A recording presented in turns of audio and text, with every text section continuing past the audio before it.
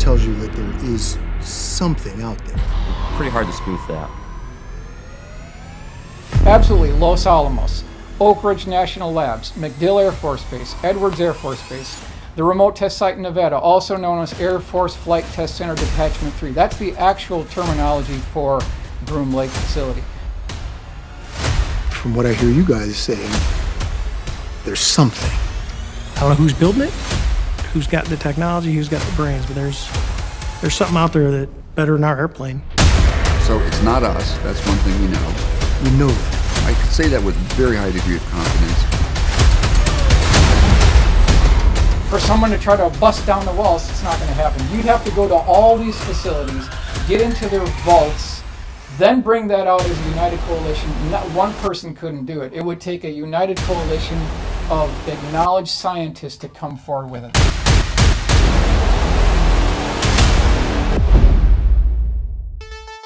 Well, hello everyone, and I want to thank you for joining me today, and thank you for the subscribers. I appreciate it. We're definitely growing this channel. And again, just as a quick review, the whole concept behind this channel is to preserve a very important part of our national history through the use of illustrations. That's the goal here.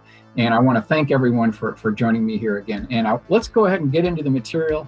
I've got 4 more cases prepared for you. I've got some newspaper clippings, and I have a world exclusive for you this evening. So this should be interesting. So let's go ahead and get into it here. The first case, December 1976, it's around 7:30 p.m. Now, I've shown this illustration as the first pass on this drawing in the daylight, so you can really get a good look at this thing. So you've got the mother and you've got the 2 small children driving down the road near Pacific Coast Highway, and all of a sudden, what could only be described as a quote-unquote fat frisbee hovers over their car in front of their windshield and fills up the windshield. I mean, it's incredible. Now, it had a red blinking light on top, and it had literally thousands of these microcomputer processing lights that were flashing different colors all around the outer circumference of the craft. Very unusual. I mean, literally filling up the screen. We'll go ahead and move on to the next slide here. Okay, so here's the article that I dug out of the QFOS archives back in Chicago. I don't think anyone had ever seen this before. So, someone needs to go through these files and actually do the boots on the ground research, and that's what we're doing here. Here you can see driver's view of UFO sighted in Dana Point. It rotated slowly, quietly as it hovered in front of cars. So this is what it looked like as they were looking out the window. And you've got this red blinking light on top. And we'll go ahead and move on to the next slide here. Now, here's a SolidWorks drawing I put together, cited December 1976, Dana Point, California. And can you imagine seeing this outside your window? You've got your 2 kids next to you. What could this possibly be? And literally thousands of these computer microprocessing lights flashing as this thing is just hovering right in front of the vehicle. Virtually no noise whatsoever. And we'll move on to the next slide here. Now, I commissioned my good friend Tom Bogan to do, a very accurate rendering. Now, what you're seeing now, ladies and gentlemen, is the exact make and model. I don't know what the color of the car is, but it is the exact make and model of the vehicle. And you can see this thing hovering above their car. And what happened next is very interesting. And we've heard about this a couple times before. This craft, as it departed, it tipped up 90 degrees and rolled away like a wagon wheel. And we can go to the next slide and we'll see that here. That's what it looked like as this thing departed. So you can kind of get an idea of the size of this thing. So it's not completely unprecedented, but we have heard of these reports of these craft tipping up 90 degrees and then flying away. So that's what we happen here in the Dana Point, California case. So let's move on to the next case now. All right. So, one back.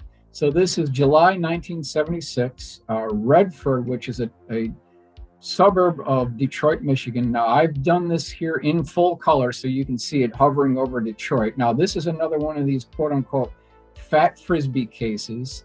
There were 2 eyewitnesses. It was 9:30 p.m. at night. It was about 100 feet in diameter. This was another case that was pulled from the QFOS archives. I don't think anyone had ever seen it before. It had been sitting there for decades. And this is another one of these computer microprocessing lights that were flashing all around the outer circumference of this craft. Now, I don't want you to take my word for it.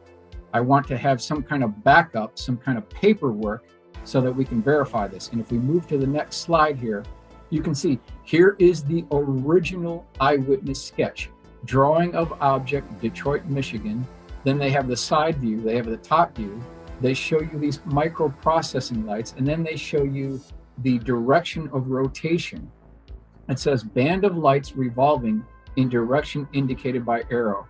One object moving easterly, solid with revolving band of lights, approximately 100 feet in diameter and 30 feet thick. So this is actually case number 2 of these quote unquote fat Frisbee cases that I've got in my historical archives here. And we'll go ahead and move on to the next case then. Yep, here's the AutoCAD SolidWorks drawing that created. This is again, July 1967 near Detroit. And you can see this is one of these huge craft, 100 feet in diameter. Can you imagine seeing this? Must have been really incredible. All right, we'll move on to the next case then. Okay, now, this is this world exclusive that I was talking about here. I'm going to set this up. So it's March 21st, 1950, Stuttgart, Arkansas. This is about a 95-foot diameter craft. Now, the pilot and the co-pilot saw this. They were in a DC-3 over Stuttgart, Arkansas. It's around 9:30 p.m. at night. And this thing is about 2,000 feet above the DC-3. It's maybe 1,000 feet away. And they got a look at the bottom of this craft. And this is a rendering I did based on the eyewitness report, pilot and co-pilot. It had 10 circular lighted ports that were on the bottom of the craft itself. And they were emitting this blue light, kind of like a blue whitish light. And it really lit up the bottom. They got a real good look at this thing. So let's move on to the next slide here. Now, we're not going to go into the quotes, but I just want to show you what this craft looked like. About 95 feet in diameter, there was a blue-white blinking light.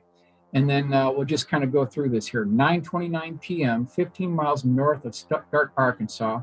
Object had conventional-looking green and red running lights. Sighting took place at an altitude of 2,000 feet. The craft was flying at tremendous speed, 600 miles an hour, and left no vapor trail. Both pilots could see 10 illuminated circular ports on the bottom of the craft. So again, March 21st, 1950, Stuttgart, Arkansas. Who's flying this? Who figured out how to do this? And what I want to point out here is this is only 1 year before Gordon Cooper had a sighting of a very similar aircraft in West Germany in 1951. And we'll move ahead to the next slide here.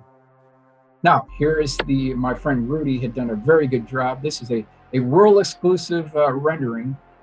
This has never been seen before. This will be the first time. And you can see the pilot looking out the DC-3 cockpit window. And there's this craft parked right outside the window hovering. Can you imagine what this would look like? Just incredible. I want to give my thanks to Rudy Gardia as being the artist for this illustration. We'll move on to the next slide here. And I want to go over the newspaper clipping. So saucer, experimental aircraft, not spaceship, air pilots say. And we've got the actual reference for this, Asheville, and it's 1950. That's the newspaper clipping.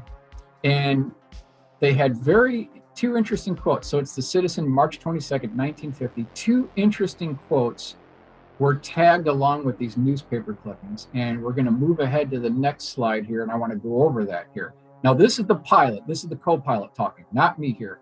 Again, Northwest Arkansas Times, March 22nd, 1950. Asheville Citizen, March 22nd, 1950. That's the reference. Now, here's what he said. I believe it was some kind of experimental type aircraft that has been kept a secret by the Air Force. It was definitely some kind of aircraft in controlled flight moving at tremendous speed. That's the captain talking here. Now, let's move on to the next one. Quote. We'll continue with the quotes here. So we'll go back to the other slide. Second quote. We firmly believe that the flying saucer we saw over Arkansas Monday night was a secret experimental type aircraft, not a visitor from outer space. So this is coming from the pilot, the first officer, They believe it's one of ours. They believe it's a top secret aircraft. So again, someone made a breakthrough. This is late 1940s, early 1950s timeframe. Someone made a breakthrough where they could design, build, and test fly in field a flying saucer with no visible means of propulsion, no flight controls that are seen, exhibiting incredible maneuvers. And this is all back in 1950. All right, we'll move on to the next case here. All right, now I spoke to the actual primary eyewitness, and this is in 2001. This is April, May, O'Hare Airport. There were 4 eyewitnesses. I actually spoke to the primary eyewitness in person, and what he described is an interesting 50-foot diameter dish-shaped craft. Now the sighting, let me set this up. It's around 2 in the morning, April, May 2001. It's at O'Hare Airport. They are at a location, there's 4 eyewitnesses at a location called the Ozark facility near the United hangar. And it had rained the night before, so the tarmac was wet. All of a sudden, this 50-foot diameter dish-shaped craft hovers right by their location, about 40 feet off the ground. It was about 50 feet away from them. From the side view here, it looks like a cigar-shaped craft, but it was actually a circular 50-foot diameter dish-shaped craft. It had a transparent window up in front. There were 12 elongated slot illuminated windows on the side of the craft. And then he said, as this craft flew by, it made a 45-degree angle tip up, then continued on its way. And then about 10 seconds later, there was this very interesting low-frequency rumbling out in the background. This was a 747 on takeoff roll. So if this was just a little bit different timeline, there could have been a mid-air collision. Somebody could have got killed. Hundreds of people could have got killed. But I want to highlight something very interesting. If you look at the back here, you'll see that there's these tentacles, octopus tentacles that he said were alive and they were moving. And at the end of these octopus tentacles, it had these about 16-inch diameter, highly polished chrome reflective balls at the end of it. And these things were moving like they were alive. Let's move on to the next slide here. Here's his original sketch. You can see now we've done some updates here, but this is the very early sketch. And at the end of this craft, you can see these tentacles. And on the bottom right, you can see what looks like these prongs or protrusions. That, ladies and gentlemen, is something that I now have at least 15 cases of these prongs and protrusions sticking out of these craft. Now, is this like an electrical dissipation type device for high voltage electrical charges? That's what it looks like, because we keep seeing these prongs and protrusions coming out of these craft. We'll move on to the next slide here. Here is the final rendering of this particular dish-shaped craft. So you can see it is circular. It had what looked like a transparent cockpit panel on the front. There was some type of a circular port on the top. And then we can also see on the bottom view these slotted windows that were illuminated from the inside.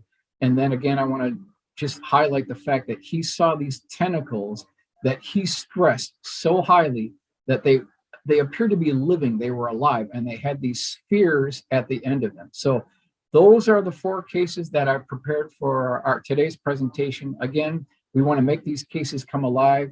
We want to preserve a very important part of our national history here. And I want to thank everyone for joining me today. And that tells you that there is something out there. Pretty hard to spoof that. Absolutely. Los Alamos, Oak Ridge National Labs, MacDill Air Force Base, Edwards Air Force Base, the remote test site in Nevada, also known as Air Force Flight Test Center Detachment 3. That's the actual terminology for Groom Lake facility. From what I hear you guys saying, there's something. I don't know who's building it, who's got the technology, who's got the brains, but there's something out there that better than our airplane.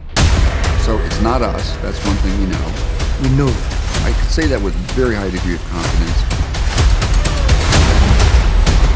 For someone to try to bust down the walls, it's not going to happen. You'd have to go to all these facilities, get into their vaults, then bring that out as a united coalition. Not one person couldn't do it. It would take a united coalition of acknowledged scientists to come forward with it.